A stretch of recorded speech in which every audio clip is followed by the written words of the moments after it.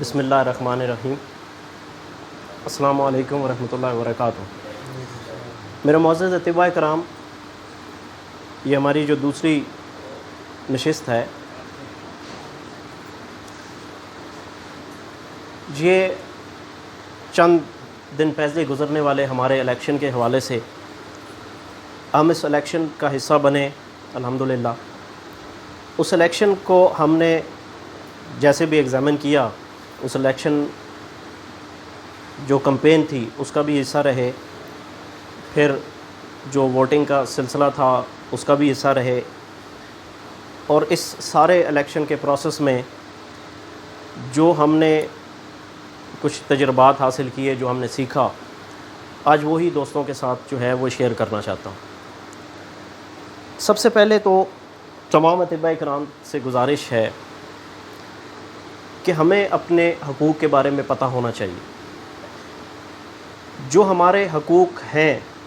جب ہمیں ادراک ہی نہیں ہوگا کہ یہ حق ہے ہمارا،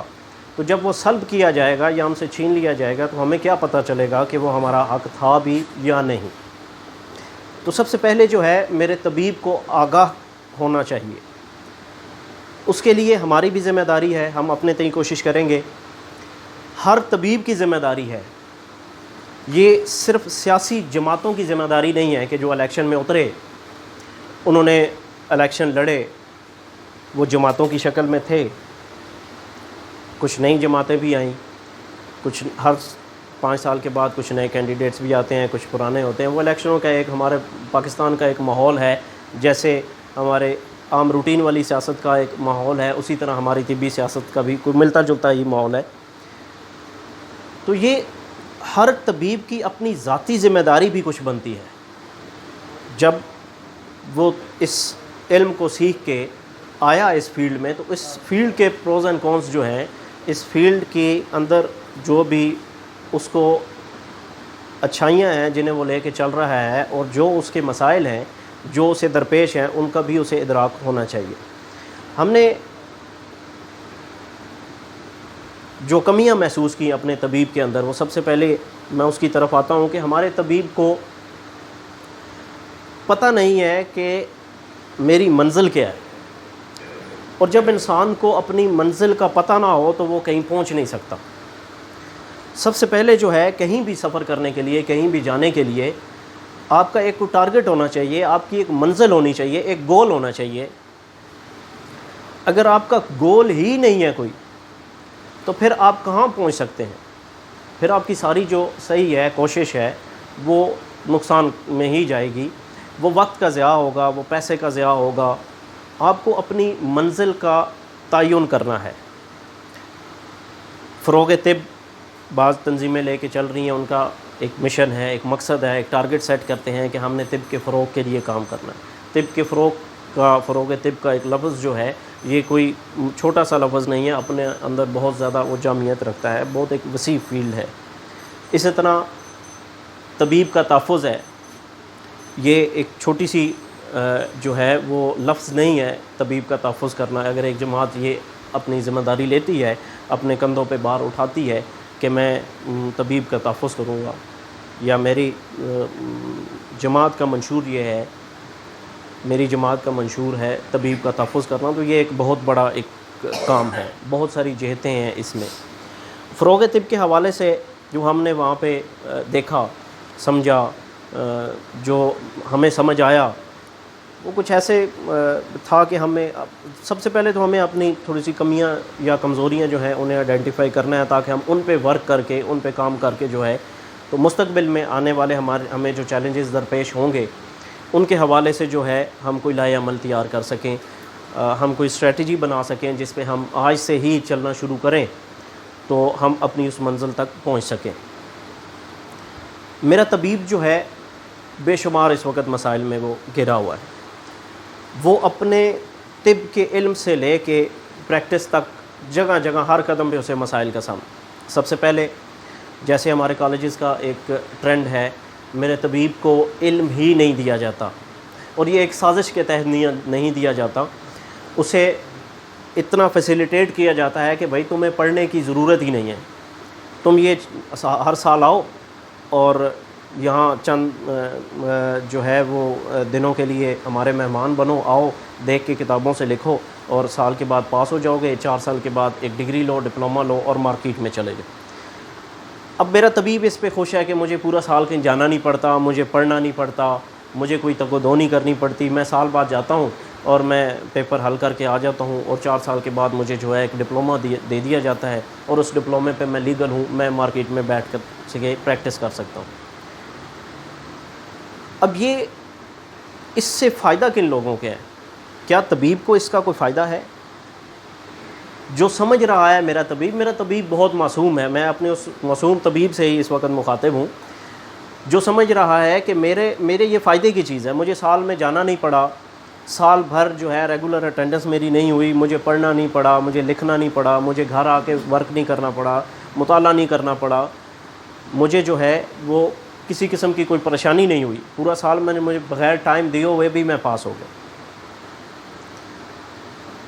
تو گزارش یہ ہے کہ جس نے سال پورا ٹائم نہیں دیا وہ سال پورا اس نے ضائع کیا، چاہے اس نے کوئی اور بزنس کیا اس پورے سال میں، لیکن اس نے اپنا طبی کیریئر کا 1 سال جو تھا وہ اس نے ضائع کیا، اور اگر 4 سال اسی طرح گزارے تو اس نے 4 سال ہی ضائع کیے۔ 4 سال کے بعد جب وہ مارکیٹ میں آ گیا تو اب اس کے نفع اور نقصان ہم نے دیکھنا، اب وہ سراسر نقصان میں ہے۔ اول تو یہ کہ وہ احساس کمتری کا شکار ہے، کیونکہ وہ چور دروازے سے آیا ہے، ٹھیک ہے؟ جب وہ چور دروازے سے آیا ہے تو وہ احساس کمتری کا شکار ہے، وہ نادم بھی ہے، شرمندہ بھی ہے، کیونکہ اسے آتا بھی کچھ نہیں۔ ہماری یہ ساری ایفرٹ جو ہے استاذ علم کرم جناب محترم حکیم رانا محمد صاحب نے، رانا محمد سرور صاحب نے ایک بیڑا اٹھایا ہے اب میرے طبیب کو جو ہے ایجوکیٹ کرنے کا، میرے طبیب کو جو ہے یہ فن ٹرانسفر کرنے کا، میرے طبیب کو اس فن پہ گرپ کو مضبوط کرنے کا، تاکہ میرے طبیب کے علاج معالجے کو بہتر کرنے کا، صحیح کرنے کا، صحیح سمت میں لے کے جانے کا، اور اسی کی یہ کڑی ہے جو ہم یہاں پہ ایک اہتمام کرتے ہیں کلاس کا استاد جی کی سربراہی میں۔ آپ نے ایک بہت بڑا بیڑا جو ہے وہ اٹھایا ہے، ایک اس مشن کا ایک بہت بڑا حصہ ہے یہ، جس پہ ابھی استاد جی کام کر رہے ہیں۔ تو بات کرنے کا مقصد کلوز کرتا ہوں، اگلے حصے کی طرف بھی جانا ہے۔ طبیب کا یہ نقصان تھا، جو وہ نقصان پہلے سٹیپ پہ ہی اپنا نقصان کر کے مارکیٹ میں آ گیا۔ اب اس کا کمپیٹیٹر ہم نے دیکھنا ہے، اب اس کا کمپیٹیٹر جو ہے جس سے وہ کمپیٹ کر رہا ہے، مد مقابل ضرور دیکھنا ہے۔ جب آپ میدان میں اترے ہیں تو کوئی نہ کوئی تو آپ کا کمپیٹیٹر ہوگا، ٹھیک ہے؟ اب جو آپ کا کمپیٹیٹر ہے اس نے کیا کچھ حاصل کیا ہوا ہے، علاج معالجہ اس کا غلط ہے، اب مانتے ہیں کہ غلط ہے، نقصان دہ ہے، یہ بھی مانتے ہیں نقصان دہ ہے، لیکن وہ دنیا کو باور کرا چکا ہے اپنی ہائی لیول کی ایجوکیشن سے، اپنی ہائی پروفائل ایڈورٹائزمنٹ سے، مارکیٹنگ سے، میڈیسن کمپنیوں کی مارکیٹنگ کی بھرمار سے، وہ عوام میں یہ تاثر دے چکا ہے کہ جتنا بھی نقصان ہو رہا ہے صحت کے حوالے سے وہ یہ طبیب کر رہا ہے۔ اب لاجک وہ وہی لاجک دے رہا ہے جس پہ میں قدم رکھ کے جس دروازے سے میں آیا ہوں، وہ نشاندہی اسی دروازے کی طرف کر رہا ہے کہ یہ طبیب ان پڑھ ہے۔ اس کا پہلا لفظ یہ ہوتا ہے کہ یہ ان پڑھ لوگ ہیں، انہیں طب کا کچھ علم نہیں۔ اور اب میں آپ سے پوچھتا ہوں کہ کیا وہ یہ کہنے میں آگ بجانے میں؟ یقیناً وہ آگ بجانے میں۔ چاہے میں نے اپنی سہولت سمجھا اس وقت کہ میرے لیے یہ بہت آسانی ہے، لیکن وہ وقتی آسانی میرے لیے جو ہے وہ ساری زندگی کا عذاب بن گئی۔ جب میں مارکیٹ میں آ گیا، جب میرا کمپیٹیٹر ہے، میں کمپٹیشن میں اترا ہوں اور کمپیٹیٹر کے پاس ایک بڑا اچھا جو ہے وہ پوائنٹ ہے، اس پوائنٹ کے اگینسٹ میرے پاس کوئی اس کا جواب دینے کے لیے میرے پاس کوئی دلیل نہیں، کیونکہ میں خالی ہاتھ آیا۔ ٹھیک، میرے لیے اب یہاں سے مسائل شروع ہو گئے۔ پھر جب میرے پاس مریض آ گیا اور میں بغیر اس فن پہ گرفت کیے ہوئے، اس فن کو سیکھے ہوئے، سمجھے ہوئے، جب میں نے مریض کا علاج معالجہ شروع کیا تو پھر مجھے ناکامی ہوئی، کیونکہ میری اس فن پہ گرپ ہی نہیں تھی۔ میں نے تو 4 سال اس کو دیے ہی نہیں، اس طرح نہیں دیے جو دینے تھے، سیکھا نہیں، سمجھا نہیں، نہ اس کو بائی بک پڑھا نہ اس کو پریکٹیکلی سیکھا، نہ بائی بک پڑھا اور نہ پریکٹیکلی سیکھا۔ ہم یہاں پہ الحمدللہ استاد جی بائی بک پڑھا بھی رہے ہیں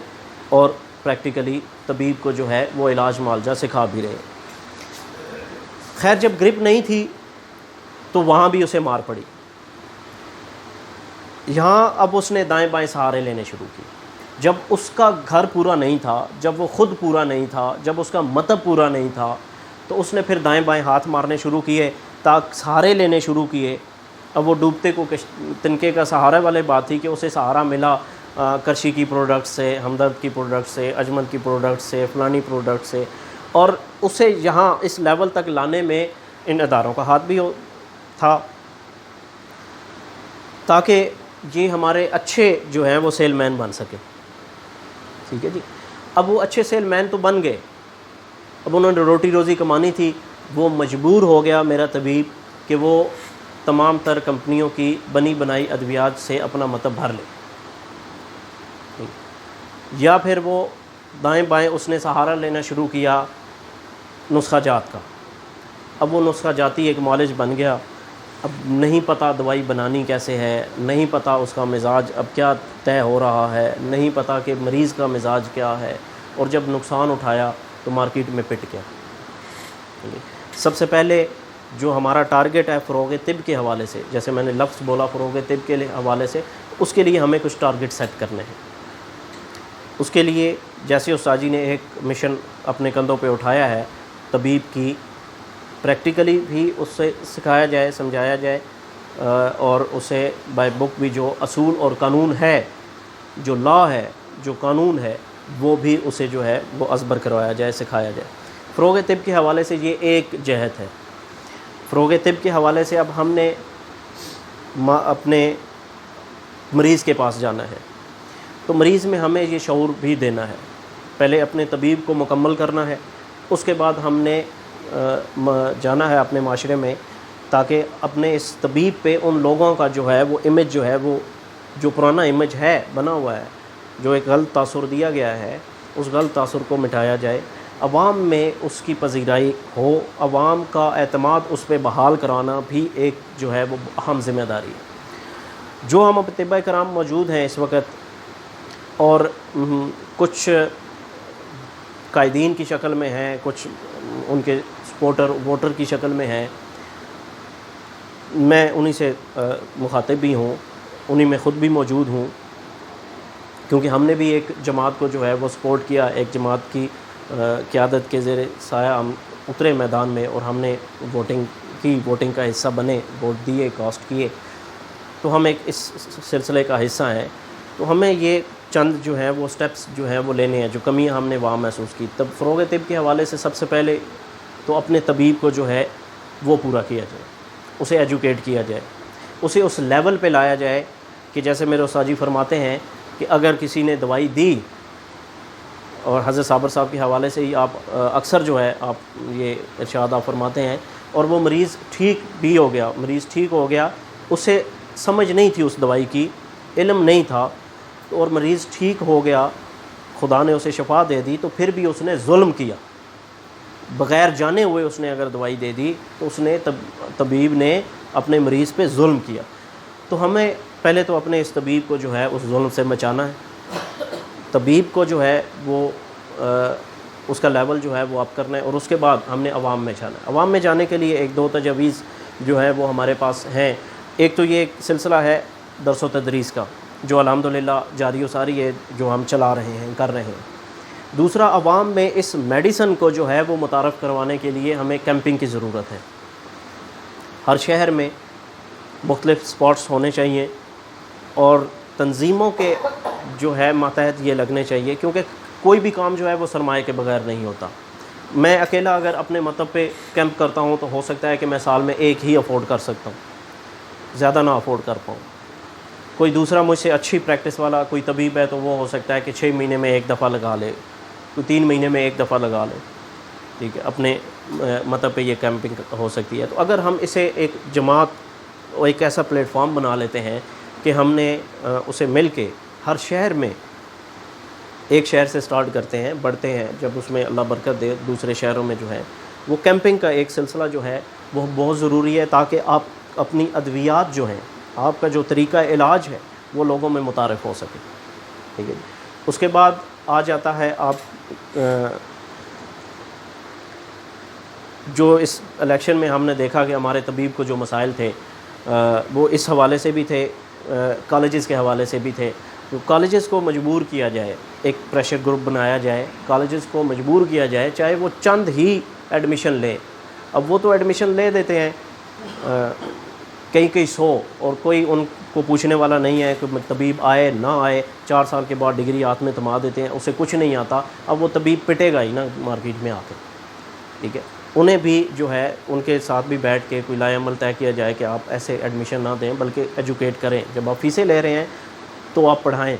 اور جو فیسیں دے رہا ہے اس کا بھی حق بنتا ہے کہ وہ وہاں جا کے ڈیمانڈ کرے کہ جی مجھے پڑھایا جائے، ٹھیک ہو گیا جی۔ اب دوسرے جو تحفظ طبیب کے حوالے سے ایک اینگل ہمارے سامنے آتا ہے، اس میں پاکستان میں تقریباً ہر صوبے میں الگ الگ ہی قوانین چل رہے ہیں۔ جہاں سندھ میں چلے جائیں، وہاں میری دوستوں سے بات ہوئی، وہاں کچھ الگ قسم کے قوانین ہیں۔ یہاں ہمارے پنجاب میں PHC کے اندر جو ہیں وہ کچھ الگ قسم کے قوانین ہیں، سرحد میں اسی طرح الگ قوانین ہیں، ایک یونٹی نہیں ہے۔ جبکہ ہمیں جب نیشنل کونسل جو ہے وہ ایک سند جاری کرتی ہے، ہمیں ڈپلومہ دیتی ہے اور ساتھ لائسنس ٹو پریکٹس دیتی ہے، ایک اجازت نامہ دیتی ہے، تو ہم پاکستان میں کہیں بھی جا کے پریکٹس کر سکتے ہیں۔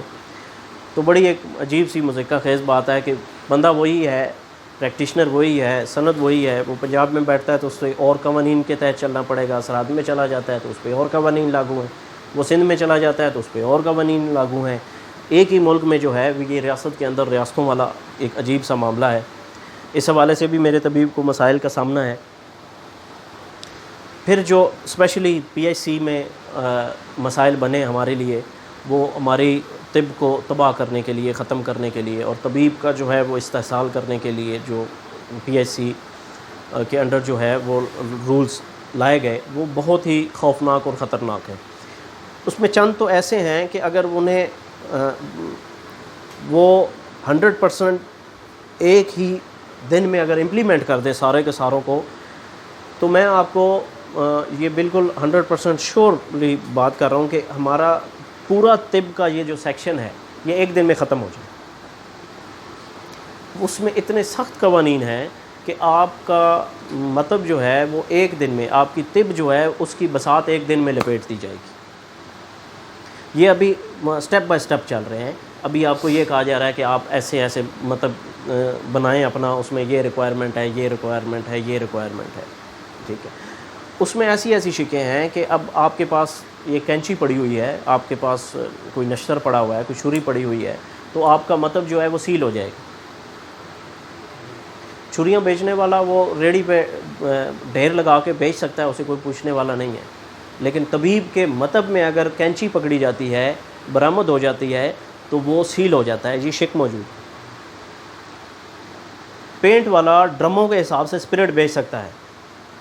آپ زخم کو صاف کرنے کے لیے اگر آپ کے پاس کوئی پڑی ہوئی ہے، آپ کو خود زخم لگ جاتا ہے، کٹ لگ جاتا ہے، آپ کے مطب سے پٹی برآمد ہو جاتی ہے یا اسپرٹ برآمد ہو جاتا ہے کہ اپنے یوز کے لیے بھی، پرسنل یوز کے لیے بھی، تو آپ کا مطلب جو ہے وہ اس پہ سیل ہو سکتا ہے اگر چھوٹی سی بوتل اسپرٹ کی پکڑی جاتی ہے۔ اور پینٹ والا اگر ڈرموں کے حساب سے اسپرٹ بیچ دیتا ہے تو اسے کوئی پوچھنے والا نہیں ہے، ٹھیک ہے جی۔ اسی طرح بے شمار اس کی شکیں ہیں۔